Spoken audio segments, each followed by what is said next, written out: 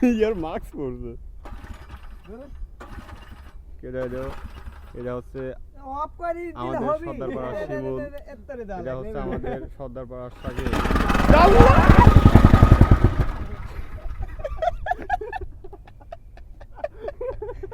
আবার দাও ধর রাখা লাগবে তো খুব ধর এ ধরা এ দে কি লাভ আছে একটু লাগাইলি ভুল লাভ দাও কত না লাভ দাও পরে দাও বিলা তো এটি ঠাকাল ধরে একটা স্টার্টে ধরবো যাইতি থাম লোক যায় আরে সমস্যা নেই